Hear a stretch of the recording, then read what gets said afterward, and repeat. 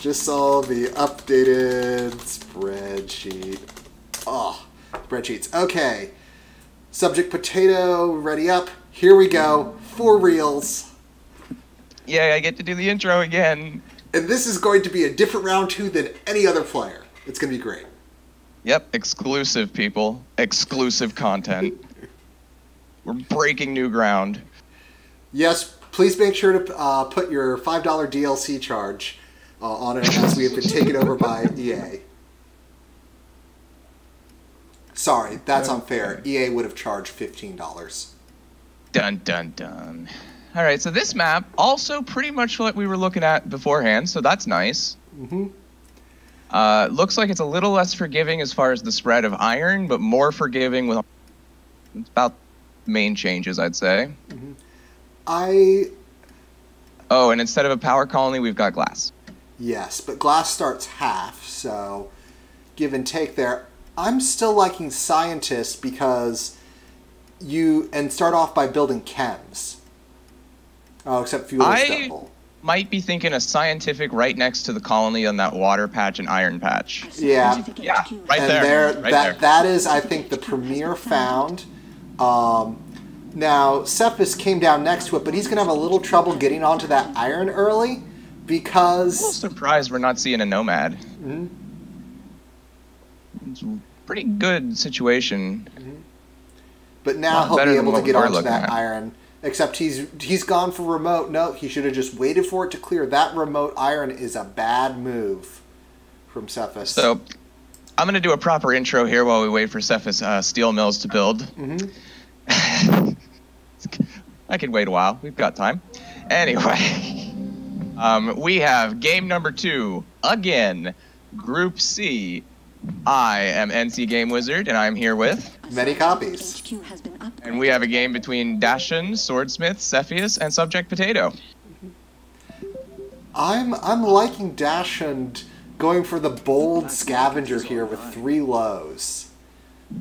Yes, part of the reason that's a dangerous play is because underground nukes are available. Scavengers are really, really vulnerable to getting their carbon nuked. They are, but I think those are all also dry ice tiles. So if he has to transition after he's done all his building, he should be fine. And they're lows. I also like him because he's out of the way. Who's going to look down on that corner? Now, I don't know if double silicon is necessarily the way to go here, but those are close enough that he could transition them later if he really needed to. If he's trying to go for some fast solar panels to make a little power money, possibly. Hey, the steel mill's finally shipped.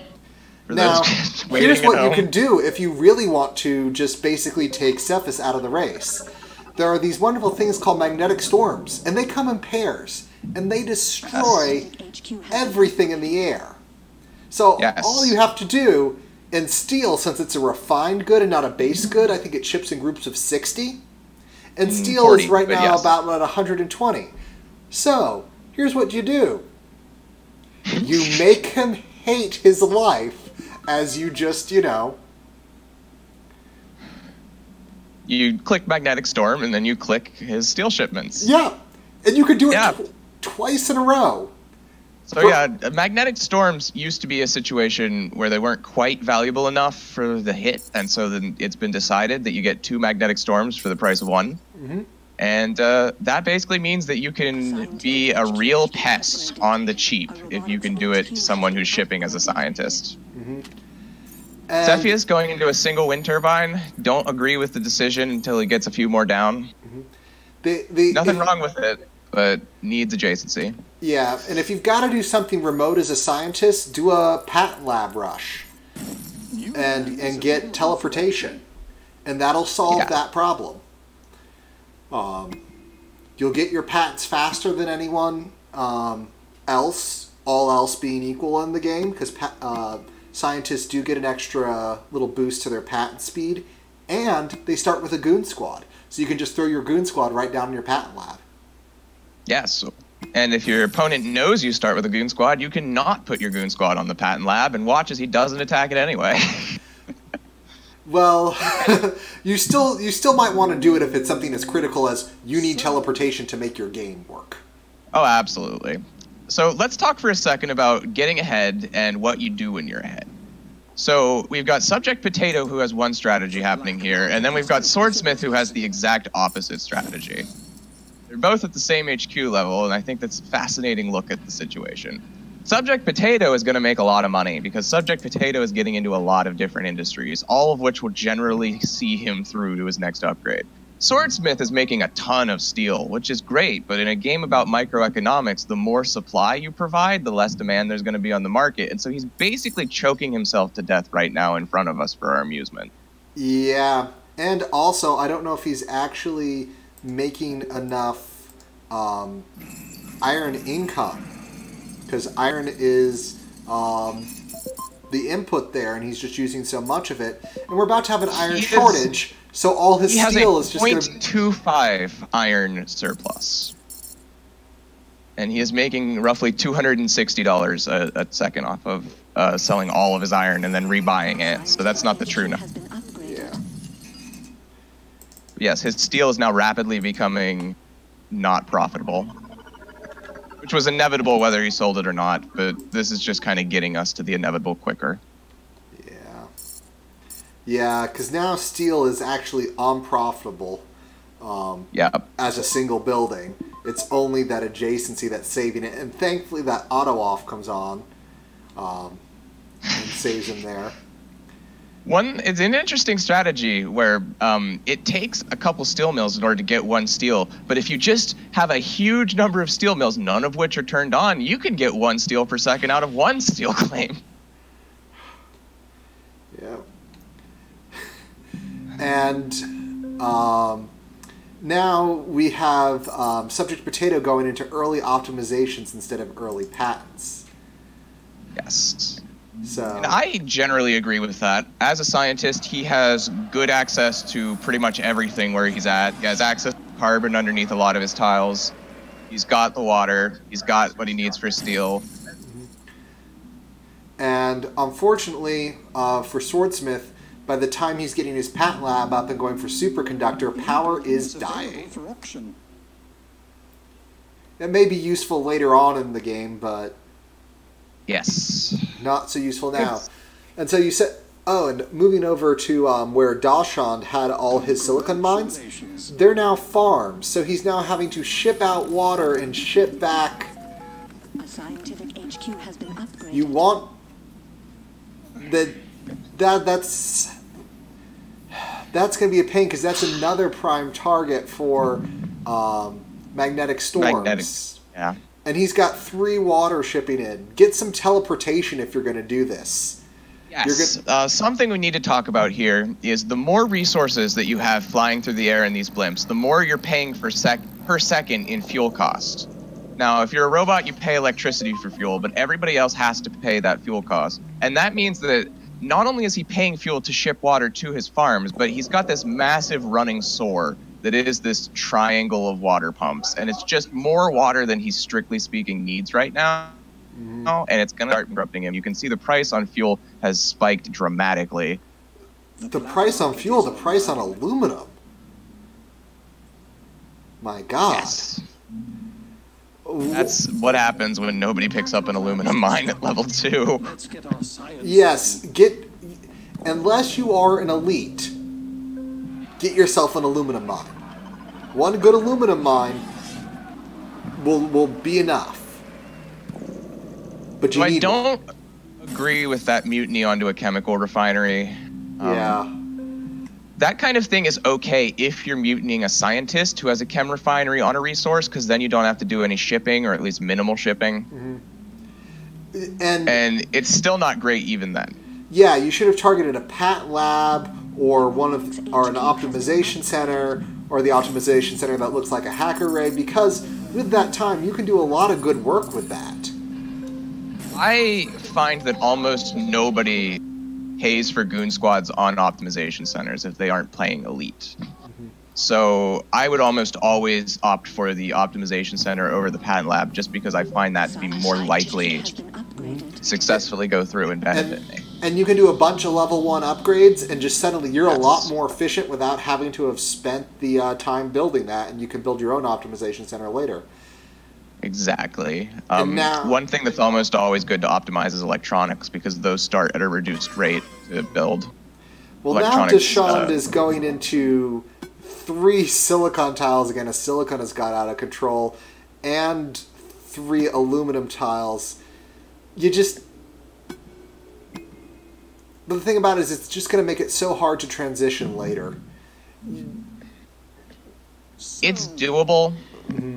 It's really not so difficult so long as players don't pick up on the fact that magnetic storms can destroy those construction ships too. And so they could actually keep Dachshund from being able to make a transition for pretty much as long as they wanted.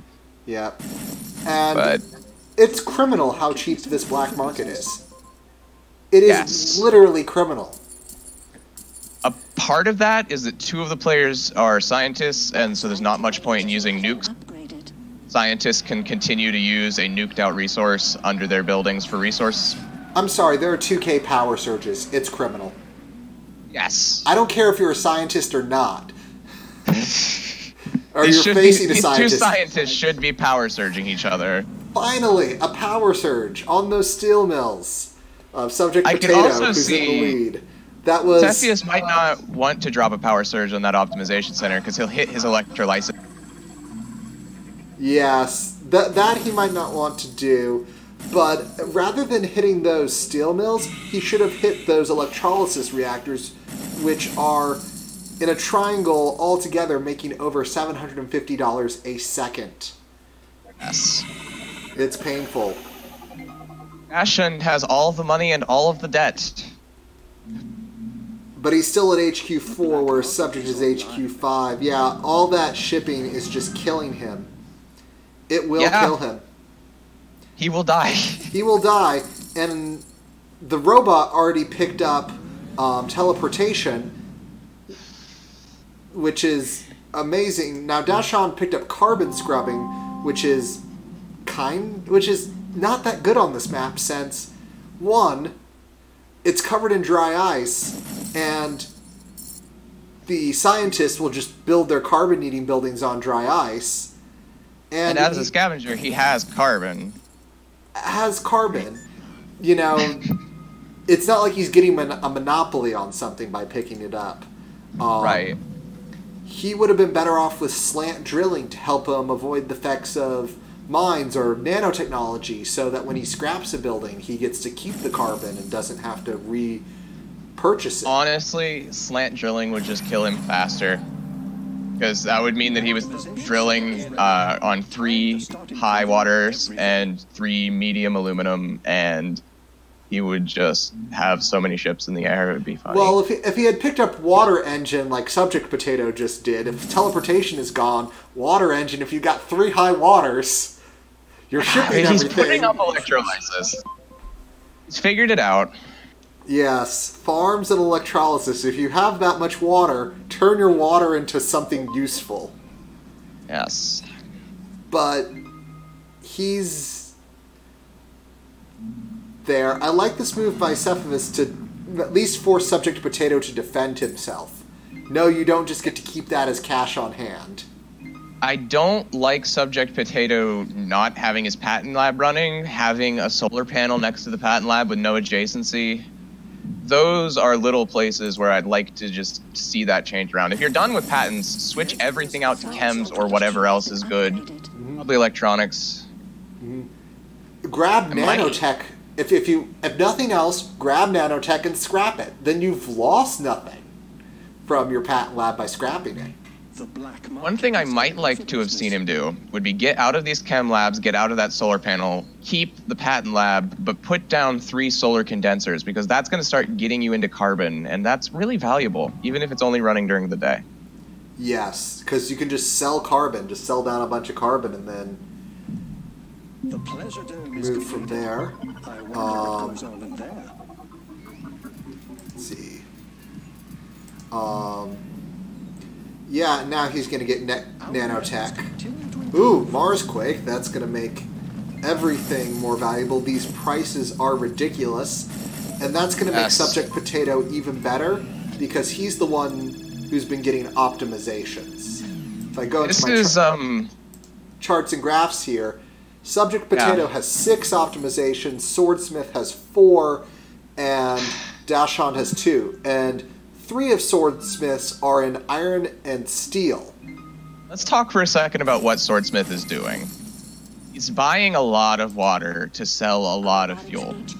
And he's making profit on it, and like it seems to be working. Players are keeping the price of water low enough for him to continue doing this, but he has no source of water himself.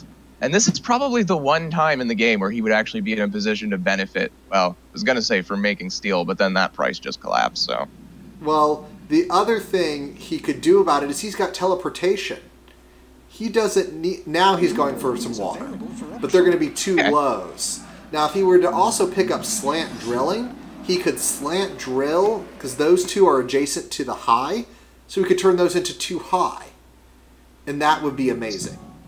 Swordsmith defending himself, since he's been behind for so long, it's questionable whether that she should maybe just take a risk with the money, but I think defending himself is probably the right move, because it looks like as long as water keeps being cheap for him, he's making tons of money off of this massive triangle that no one's using black market on.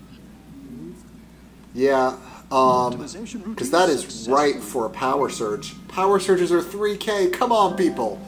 Yes. So, power surges, nukes on the water. Something, people. I was a robot. I would be looking at that water patch, and I would be thinking, I might only have 2 lows, but everyone else is about to be functioning on lows also, and they drink water. And you will also look at their...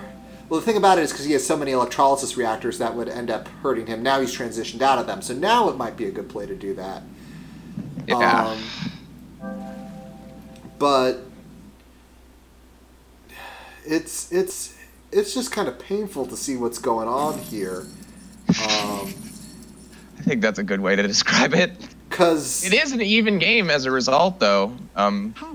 It is. I feel like any of these 3 could pick ahead. I don't know if Swordsmith could necessarily. I would say I'm still putting on Subject Potato based solely on optimizations. Because Subject Potato has been optimizing. On-world prices are high. Off-world prices, finally one of them's getting above 30. Subject going into an off-world right now. And he's doing it with triple adjacency, which won't be bad, but the black market is still criminally cheap, so it'll be the prime target. We need to talk about what Subject Potato is not doing. He's not keeping himself out of debt. He is consuming 5 power per second with no plan whatsoever on how to generate any. I mean... And he still has that patent lab there that's actually consuming energy. I mean... And he has nanotech. I need to put on some kind of alert. Beep-boo, beep-boo. If you have nanotech, shift out of whatever building you're not using the second you're not using it. You get your resources back. That's money. I mean, there's... Yeah, there's... Especially with the price of electronics, there's something... Alright. Cephas has apparently dropped into AI. I think he disconnected. So, however, we're well past found, so we're not going to restart for that.